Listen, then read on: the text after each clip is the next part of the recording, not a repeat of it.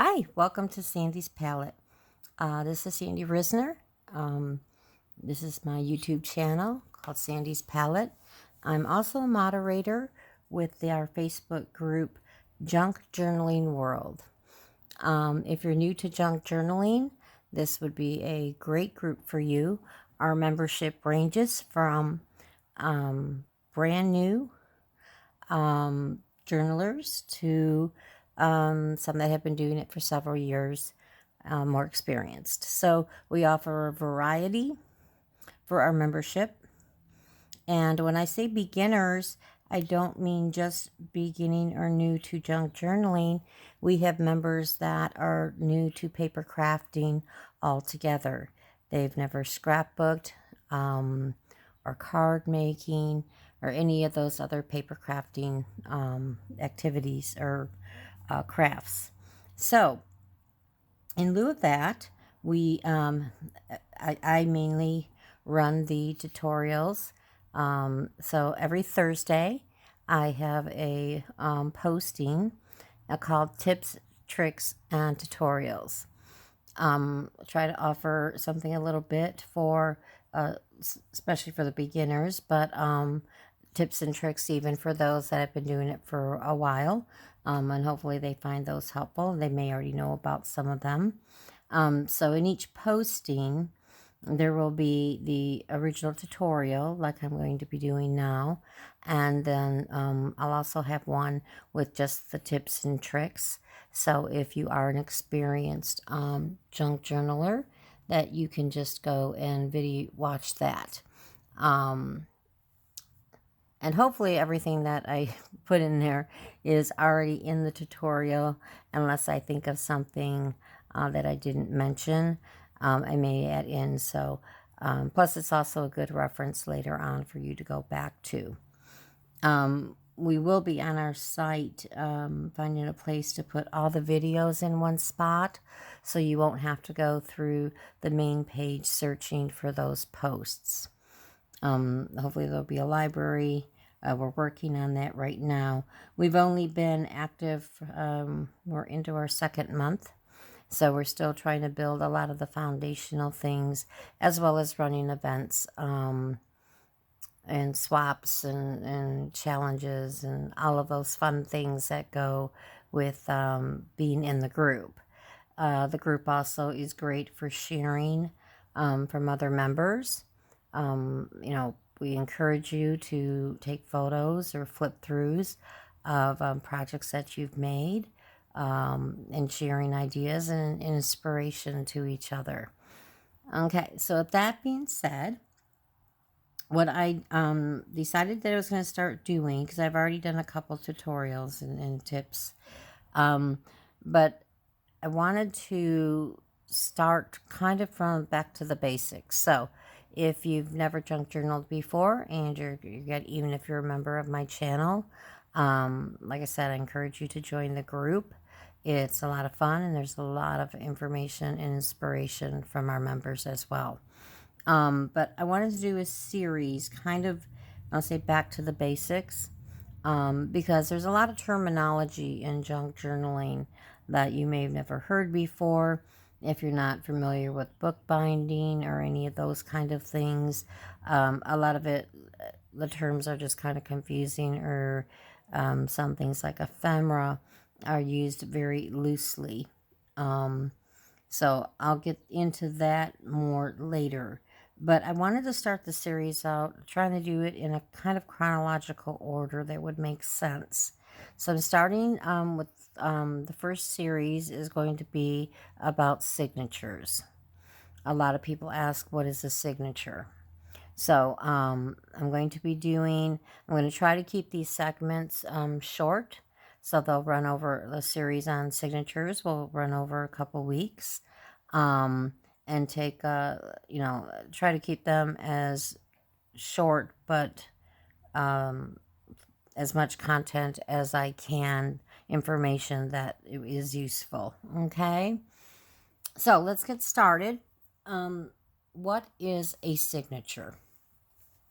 So whether you're a book reader or not, I'm sure everyone at some point or another has picked up a book.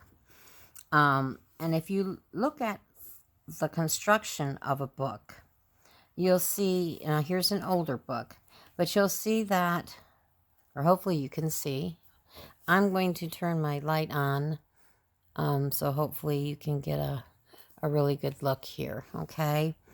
A signature is a group of pages.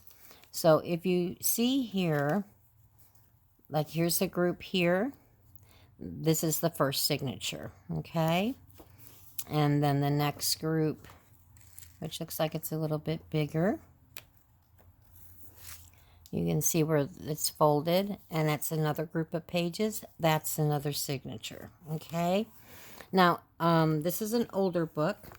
A lot of us like the vintage appeal. And, with junk journaling, you can take it to any theme, style.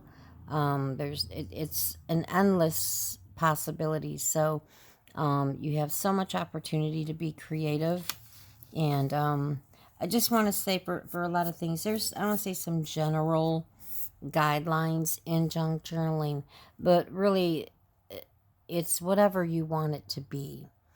Don't get too tied up with like a signature and how many pages it should have. The only time you need to be concerned with that is that if you're in a junk journaling group and they're doing a journal swap, sometimes they write down the requirement of how many signatures you need to have in your journal, the size of the journal, and how many pages in each journal. But other than that, when you're doing it for yourself, I use those as guidelines. When I first started, I didn't know anything about junk journaling, and I was just watching YouTube channels. I didn't know there was, even if there were Facebook groups when I first started. And I've learned a lot from my own mistakes. So don't be afraid to make mistakes. There's things that I've changed and do differently than what most people, I would say, instruct or advise or tell you how to do, because you really need to have it work for you, what works best for you. Okay? So these older books, when they were constructed, they were sewn in. The signatures were sewn into the spine. You can see here these threads. Okay? And I'm going to show you the middle of the signature itself is where it is sewn into the spine. So here's an example. So here is the beginning of the signature right here. And you can kind of see what they did to between signatures is they would glue a little bit so the pages would be together. Now, on the older books, just so you know, this one was from, the copyright I think was 1931.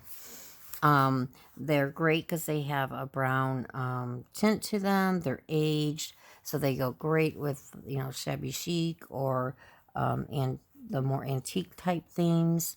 But a lot of times the pages can be very brittle because they're older. And the materials that they used to make pages was a lot different than what they use today. And for most of your pages, your book pages anyway, there's those that have the glossy on it. It's not that you can't use those. You can. But when it comes to gluing and things like that, the surface is slicker. So sometimes they're a little bit more challenging to deal with. But papers back from then, a lot of them, like, you can't really tell. You can see the texture, the fibers, on how the paper was printed. So, yeah, they're kind of like a gold mine when you can get a hold of some of the older books. So here is the complete signature right here. Okay, hopefully you can see that. And you can see here where it was glued there. And I pulled it apart a little bit so you could see. Now the center, okay, here's the center of that signature. And hopefully you can see, sorry, the sunlight's coming through, so I hope it's viewing well for you. You can see where the signature is sewn in, okay? This is called a pamphlet stitch, and sometimes they use thread. There's waxed thread.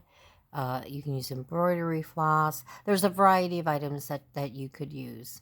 And again, the whole purpose on junk journaling is to utilize items that, I don't say necessarily are junk, things that you would throw out, especially like paper or like old books. It's almost like, I hate using the word recycling. I like to use the word upcycling. And a lot of my signatures, I use a lot of my old scrapbooking paper that I no longer need, or left over from a pad, things like that. So there's a lot that, again, it's just endless, what the possibilities are that you can do to your journals. So don't get overwhelmed by that. Just know that it's a great creative outlet. And especially with Junk Journaling World, we're here to help you. We're here to, we run events that help you build your skills and learn new ways to make ephemera, and I'll explain that in a minute. But I don't want to get off topic about what a signature is.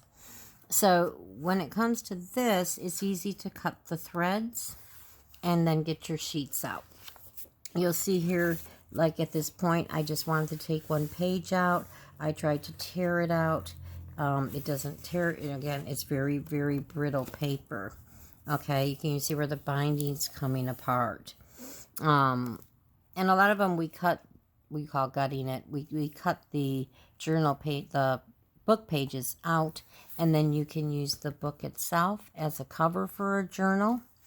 But I would never use this as one of my glue pads because it's too precious, and sometimes you have to hunt for the older books. The newer books are more glued together, the pages, so you won't have that string to cut. But either way, a signature is a grouping of papers that are then bound. Each signature is bound into the book. Okay, so that's what a signature is. We then make signatures, and then we bind them into whatever cover material. I'm going to turn the bright light off now. Material that we're using for our book cover, and there's a variety on that, and I'll have a different segment on book covers. The other question that comes up a lot is how many pages should be in a signature. And that varies a lot. People will give you like, 10 to 14 is their like go-to. Now, when they say 10 to 14, they're talking like a full sheet of paper that is then folded in half. Okay.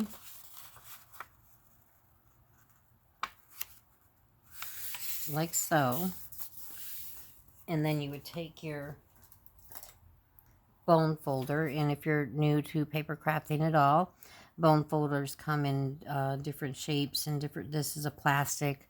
A lot of people prefer the Teflon, but you can just rub in what we call burnish. You're really creasing, setting that crease in. Okay. If you don't have a bone folder, there are other options. Don't feel you have to run out and buy every thing on earth to be able to do junk journaling. That's one of the nice things about junk journaling, is that you don't have to invest a lot of money. It can be a very economical craft to do and still have very beautiful results. Okay, but just take like the handle of maybe your scissors and just run that along there. Okay, and you're putting your crease in, and now you have a page to go into your signature. So when they say 10 to 14 pages, they're talking like a full page. Okay, So now, in essence, you technically have 2 pages, but as you know, in a book, you really have 4 because you have 2 surfaces on each side, okay? So don't get confused when they say 10 to 14 pages that they're talking about the surfaces or that they're talking about each of these pages, okay? They're talking about 14 sheets. Now, there's other things that we add into signatures, such as envelopes, doilies, glassine bags, all kinds of varieties. And I'll do that in one of the upcoming segments on what to put in or how to build a signature. The other thing is even, the materials that you're using, like scrapbooking paper. There's the thinner, one-sided Michaels and that. If you're from the States, Michaels and that, you could buy about this thick, 12 by 12 book of different pattern papers. Okay, especially back in the day, and I think they still do that. And those papers tend to be a little bit thinner. Okay. And then there's the more expensive, I'll call them designer papers, Graphic 45, Stamperia. They're a higher quality, and they're thicker. The paper is thicker, but they're gorgeous patterns, and they just add a wonderful element to your junk journals. This is just some cream colored paper, and again, you can get paper in all different weights. So depending on the thickness and what you're putting into your signature, really to me is what dictates how many pages. Okay. The other thing is how many signatures go into a journal. Well, you can make a single signature journal, or you can make a 2 or a 3 signature journal. A lot of that's going to depend on what you're using as your cover. And again, if you do join swaps or things of that nature in other groups, ours, we're, Junk Journaling World, we're international, and a lot of the other groups have international members as well. But to sometimes do a journal swap can get very expensive just on the shipping fees and based on weight in other countries, non-US when I say that. Not only do I pay for it to be shipped, they incur custom fees, duty fees, and a lot of additional fees just to receive their package. So we tend to, now folio, that's like a smaller than a journal. And I'll do another segment on those. But those are a little bit smaller and lighter weight and a little bit more manageable to do swaps on. But for the most part, when it comes to the journals, we have the theme, and it's your journal, but what we do is swap ephemera. Now, ephemera, again, is another term. It's very loosely used. Ephemera can be the things that we make, like journaling cards, tags, pockets, flip outs. Like I said, there's so many things that can add to your pages, and I'll show you an example of one of a signature that I have. It's not complete, but it'll give you an idea. And sorry, lost my train of thought for a moment. And those we swap. Okay, and a swap is when you make whatever the event is. So say it's a journal card, and it'll tell you either 1 or 2 journal cards in a certain theme. For example, flowers or spring. And then you make the journal cards, and then you're matched up with a partner, and then that partner makes some as well, and you mail the ones you made to them, and they mail theirs to you. That's called a swap. Okay. But you can learn more about that when you join the group, and a lot of those things are explained. But if you're just making them, especially in the beginning for yourself, and even if you're a beginner, a lot of them say, I don't know anything, I don't want to swap, I don't, know what I'm doing yet. Please do not be intimidated by this at all. We've seen members that have come in that have never done paper crafting before, and the terminology, of course, is very confusing.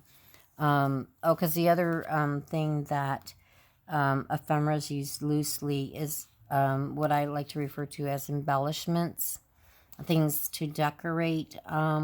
Where ephemera is more to me the actual item that you're placing in the journal.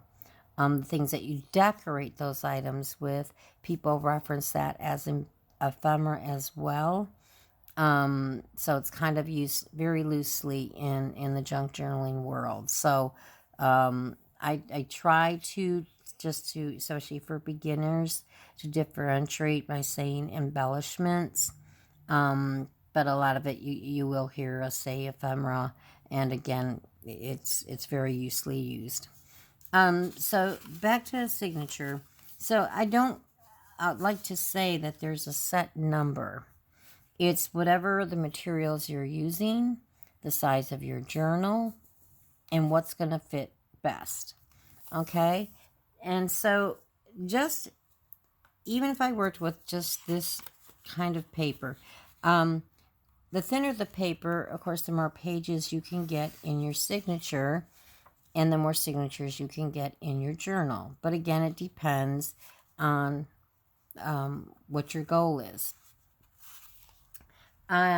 Just folding, I think I did 6, 2, 3, 5, 6.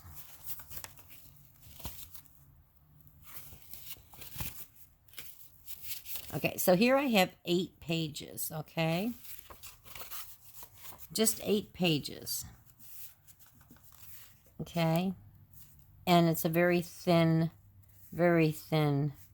signature, okay? Once you start adding and decorating your pages, this is going to get thicker and thicker. But one thing I want to tell you about a signature is, as you're putting these papers, now the way they go in is one page inside the other, so that when you get to the middle, that's when you're going to sew it into the spine of your journal cover, okay? But if you notice, just even doing the same exact paper, and the thickness is a little bit thicker than copy paper, but not much. If you noticed here, I'm going to put the light on again, so hopefully you can see the brightness. Maybe that might be too bright. You can see where, as the pages are being inserted, they extend further and further and further out. Now, on a regular book, like I just showed you, maybe never taken note before. Sorry, that's only loose because I have a page out there. All the pages line up perfectly on the end, okay? So, you have to kind of consider that when you're making, and you have your base pages, before you start adding things on it, you might want to trim those edges up, okay? And you don't want to sit there with scissors, or there are some easy ways to do that, and I will cover that in the next segment. Because this I just want to keep very basic in understanding what a signature is, okay? So that's an example. The main purpose, again, is to be able to journal into these journals that you're making. You can use it as a diary. You can, add photos if you want. They're your journals. Not if you're giving them as a gift. Same thing. The recipient, you want them to be able to write down how they're, especially if it was a special day or a special event, and maybe add photos and things like that, okay? So there's multiple purposes for them. And of course, there's lots of things. You could, themes. Um, it depends on what you're drawn to, or if it's for someone in particular. And say you know that they love cats, then you may want to decorate your journal in the theme of cats. It's just endless what you can do. So it's a great way to evolve your creativity on many, many levels. So I'm going to show you. Okay, so when I first started junk journaling, I was watching YouTube. Oh, sorry, I did not want to do that. I'm sorry. I had a piece down because the glare from the light. Um, okay. Um, so let me get that out the way. So this was one of my first, and I really didn't know what I was doing. I was just following tutorials. This was a book that I bought, I think, at the Dollar Tree.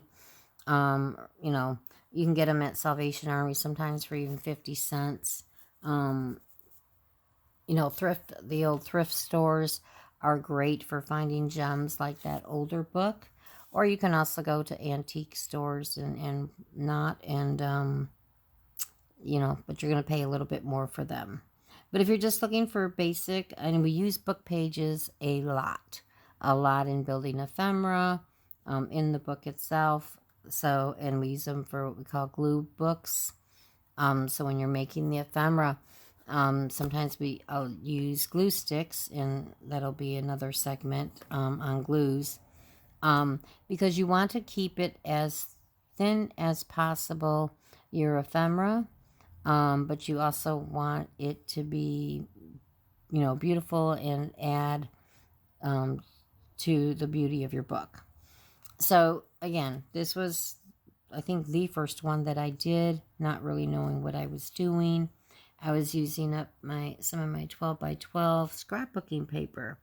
So, almost every page in here is with 12 by 12 scrapbooking paper. And so I originally did my, as most people instruct you, after you get your papers together, then sew it into the binding, your spine, right, of your book or your cover. Well, I did that, but what I didn't realize then was as I'm adding elements to it, it then becomes what we call gator mouth, right? So as you can see here how thick it is, this book will no longer lie flat. And I still haven't finished the third signature and part of the second signature with embellishing it or adding ephemera. So you can see how this was kind of like that and see how thick it is now. Hopefully that's picking up on camera. So those are some of the things that I'm talking about that you learn as you can go along. And I'm hoping, my goal is through these tutorials to save you that aggravation and give you some tips on how to prevent that from happening. So the way I do it now is I don't sew my signature in. I, make it, I build it. Here's an example, which actually this is another signature that, like, this one I didn't, but I've done this on some of my other journals as I was adding all the wonderful ephemera to it, creating all these great things I was seeing on YouTube. It got too thick, and it really, well, we have books that we call chunky monkeys, but as long as the spine is as wide as the opening of the book, it's just a really nice, thick, chunky monkey book, right? Which is great. But gator mouth, the book won't ever close flat, right? And so I ended up having to take out a whole signature out of the middle after I already had done the cover and the decorating of the spine. And so it's kind of disheartening. But the nice thing is that if you can see the size of this, I can do a single signature journal with this. So a lot of the pages. Oh, I was going to go back to my first book. So I added regular like copy paper in there for actual journaling. But the journal cards and tags and things of that nature, they're all meant for you to be able to journal on. Sometimes I use those for inspirational quotes, things like that, that are my go-to. Like, oh, I just, need a little lift or something to remind me, what's really important over the smaller things in life that tend to upset us, and it put things back in perspective. But again, it's a journal, so it's about writing what you want to express. So anyway, so here's the cover. I used the original first page of the book. That was The Stars Never Rise, and it had this butterfly. So I wanted to use that, and I just thought for the cover of the book. So mainly this book is like a black and white book, but then I have split parts of color in it, I want to say. But as you can see, and I'm not going to go in depth with it, but here is like just a thin piece of the paper for journaling, okay? You can see here with the pattern paper, it's a lot thicker. So because I used, and then I would fold up the extra to make pockets. And then you start adding elements in there, like this is not really a booklet, but it's just a folded, so you have double journaling space on it rather than just the back of a journaling card. But I have made booklets before too, and I've had to remove them because those really do take up a lot of space. So, and just so you know, not all the pages have to be full. Your offcuts or it's all about using scraps. We use scraps, so there's no waste. But they look great in a journal, and offset them to add character and dimension to your book. See, like even this piece of ephemera. This is called the cluster. What's on the front, and this is made out of book pages. Okay. I inked it. I stamped on the background. I created this cluster. It flips open. There's a pocket here, which I again inked and stamped on. There's a journaling card here. And your journaling cards, you want to have a little, in tags, you want them to have a little bit of strength to them. If you just use a nice pattern paper, they're really hard to get in and out of pockets and things, and they don't add much, stability. So you kind of need to back them